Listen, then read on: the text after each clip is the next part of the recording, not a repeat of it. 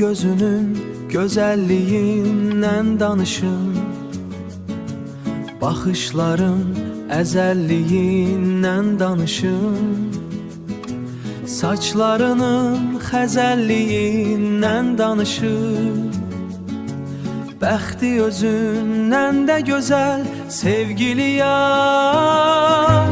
Ver əlini qəlbimin üstündə tutub, dua edim duamın üstündə tutub, sevim səni sevginin üstündə tutub, bəxti özündən də gözəl sevgili yar.